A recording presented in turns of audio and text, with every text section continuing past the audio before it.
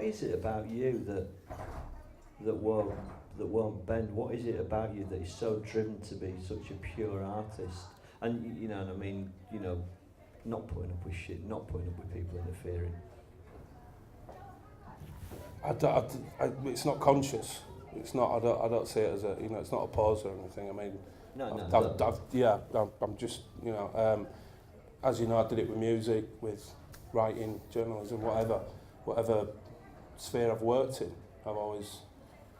And I don't. Again, it's not a conscious thing. I don't think I've got to have shitloads of integrity and don't do this or don't do that. It's just I think you find that certain things appeal to you, and if you come at it from the right angle with the right intentions, you're going to get something that you're proud of. Whether other people are proud of it, it doesn't really matter. You know, like you mentioned Kubrick's. I mean, mixed reaction. You know, but we know what happened. I'm I'm curious now. Has anybody here seen that film? There's a few people, yeah. What do people make of it? Christ, that's a bit unfair. I wanted to watch it again straight away. I think it's one of the films you don't quite get it, but you want to watch it again, so you might get it. Like a carry-on film. We did we had a preview showing of it here, and it was brilliant because there was a TV director here who currently he's directing one of the new Doctor Who episodes, and he was really affronted by it. He got a bit pissed, you know, not pissed off, you know, he got pissed up, but he got really annoyed because he thought it was a really horrible attack on. It was an attack on directors. Yeah, definitely. No, that's not how I. No, I mean it's. But I looking back on it, we didn't intend it to be. But I mean, looking back on it now, I can understand why people get pissed off at it, because it's actually puncturing egos.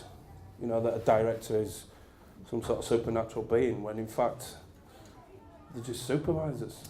Because that was your first direct. It was your directorial debut. Well. And everyone else, my observation was that it was a really interesting process that you employed in directing. I've heard stories of directors that we've met over the years, how tough it is directing, and how racked with pain they are and all this bollocks. I just don't buy it. I don't buy this, that, you know, people are getting paid quite generously to actually do something that they profess to want to do.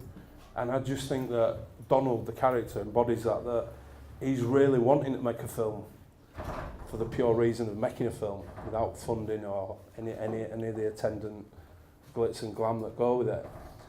And I love that, you know, I love his reason. See, I don't think it's about that at all. Well, exactly, that's the beauty of it. It's subjective. Everyone's come at it from a different angle. But I think the thing about directors is, you know, I've got friends that do, as you know, do massive TV work and film work, and I can't bear to listen to this bullshit that it's hard work. I don't buy it. You know, I think hard work is going down the pits that used to exist, or working in a hospital, or doing something that's contributing to society. You know, I don't have this precious feel about film as some sort of, you know, magical sort of thing. I just don't get it. You know, and I'm only being honest. I mean, you know, a lot of people do, and that's fine. But I just think it's to sort of moan about the fact that you're being paid really good money to actually do a job that you're professing to love, and then start slagging it off is just incredible. You know, it's all, entertainment industry is built on quicksand anyway. I mean, it all falls apart very quickly. The next thing comes along, and so to get so precious and moaning about it, and you know, I'm this and I'm that. You know, I don't buy it. I just don't buy it. When you say the entertainment industry and it's on quicksand, but now we have this advent of being able to make a film for 15 grand Fantastic, and release it for yeah, nothing, so people can see it for nothing. So, and we can do these events for nothing and film them and have them up within a couple of days. How do you think that's? I love it. I think it's fantastic, democratic. How do you think it's changing things? Do you think well, what it is changing is and Irvine will tell you this because he's working in the belly of the beast at the moment. He's working in Hollywood. So what you find is that these films, these personal films or art house or whatever you want to call them, or romps, anything in that sort of subgenre, will be made by filmmakers who desperately want to make films. And your franchise films, they're going to continue, and they're going to get bigger and bolder, and they're going to be even more pumped for the money. And there's a direct line. You know, there's a split. You know, they're not going to fund. You know, I'm amazed that Lars von Trier, you know, and people like that are getting funded, and I think it's fantastic that they're getting funding. But it's amazing because you look at the budgets of what he's doing, and then you look at the budgets of all the franchise films.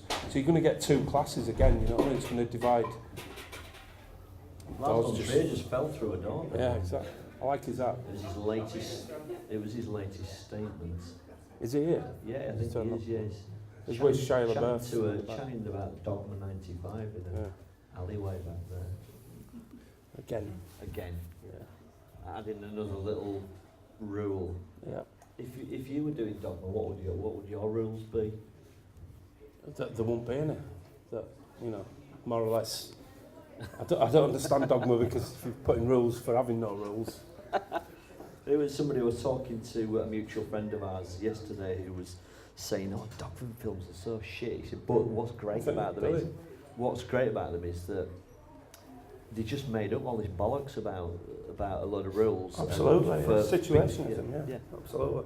And that's lacking. Well, I'm saying it's lacking. I don't know because I'm not online 24 hours a day watching films that are being made by other filmmakers, but that's the only way that them films are going to get made and funded is by people doing it themselves. You know, studios, you might as well forget about it unless you've got a franchise. You know, you might got the odd one or two. You know, obviously you're going to get them, but they're going to be mid sort of range. You know, like we talked about the no budget thing. There's some fantastic things coming out. It's just that the distribution's going to be hard to get for these people because the distribution's dominated by franchises. So they're going to put a franchise film out rather than a personal film. How easy is it to get distribution? Distribution's the hardest part of making a film. Yeah, you can make a film, like you said, you can make a feature for 15 grand, beg, borrow or steal, but getting a distributor is the hardest part of it. So you have to go down at your best. You know, my advice, if anyone wants advice, is get a good producer that's got ins with good distributors before you even submit a script. You know what I mean? Is that what's happening with you now in regards to the thing that's we know we're going to see Wedding Bells tonight, and there is, and I hope I'm all right mentioning this. Yeah, yeah. Am I all right? Yeah, fine. Yeah. Because you sent me a script a few months ago, which is a using the same character. It's kind of a follow-up to this. Yeah, different names, different scenarios, but same feeling. You know, feel good and bad, up and down sort of film, with actors that we want to work with. You know, Michael, Shirley, Michelle. You know, people that we feel confident, working with, who we want to write for as well. You know, so we've already got in mind who we want to work with. You know, it's like me and Paul. Paul's here. We started writing together about 10 years ago, and we're trying to get things made, but we had that same attitude. You know, I worked with him because he was he was like me in that respect that we're only going to do it if we can have this actor or that actor. And obviously, Paul goes in to do meetings, I go in to do meetings. People are going, no, we get to, you know, it's that power play all the time. So with the next one we're doing in this sort of rough series is us sort of picking the people we want to work with, which is more important than anything. Obviously, you need a good script, and a good director. And I guess that'll mean maybe it will get made. Absolutely, yeah. There's no guarantee. You know, you could have Fassbender and Cumberbatch. You can have anyone you think of as up and coming. It didn't make a blind bit of difference.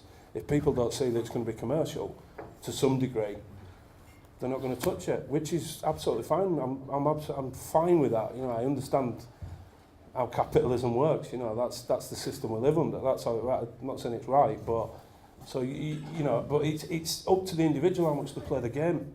You know, and if you're not doing it consciously, trying to be seen as someone that's throwing cogs into the wheel, you know, spokes into the wheel or whatever. You know, what happens is you're going to get branded with that anyway. You know, if you open your mouth at a meeting and start questioning someone, you're going to get branded with that tab anyway. You know what I mean? They're going to say, "Oh, it's troublemaker." Pretty early with you, then. Well, it did. Yeah, I got an agent after my first sort of script got sold and promptly got sacked. What were your first script? pt2. Oh right, yeah. With from a Leeds girl called Rebecca who works at Warp Films, and she sold it to a company called Film General. This is like 18 years ago, and I got an agent on the back of it, and like I said, I got sacked within a week because I started. Yeah, because I started asking questions. You know, well, you know, they might be right, I might be right. I don't want to go down who's right or wrong, but I didn't realise that you couldn't ask questions of your agent. You know, when you were almost like you were expected to be so grateful and doff your cap, you know, and oh, fantastic, I've got a big agent, and, which is bollocks. You know, they work for you, or they're supposed to work for you. So obviously that didn't do me any favours, and then you get sort of cast in at Wilderness. But thankfully, because I've got Irvine with me, that means a lot. He can get doors opened, and what we do when we go in the doors is entirely up to us then. And what we get judged on, you know. I'll tell you a story I think I told you about when Filth first got optioned by Miramax, UK. Miramax. How long ago was that? When it came out in 98, Right. just after 99 it got optioned. We were in a meeting with an executive who'd been given absolute ton of money. He's got to remain nameless because this would kill him if I mention his name. But he'd been given a ton of money by Weinstein's to make British films. And we sat in a meeting and we'd handed the first draft of the script in, and he started talking about this film called Good Guys. He kept likening our script to a film called Good Guys, and it was going round and round the table for about an hour. And he keeps going on, yeah, it's like Good Guys, and what I love about Good Guys is it's this and it's that. So I sort of kicked the producer under the table and I said, mouthed it. I said, what the fuck is he on about? I've never heard of this film. What is it? And she went, it means Goodfellas. So, I mean, this is a guy who's sat in charge. He's sat on a pot of money. He made massive films. I can't name it, but Did he read the book? he didn't. No, that's another. No, he didn't read the book. That was the first meeting when we went in. They'd paid an enormous amount of money to Irvine's publishers for the book, obviously, for the option, and they hadn't even read it. They took it purely on the fact that he'd written Trainspotting, and Trainspotting had been a worldwide success.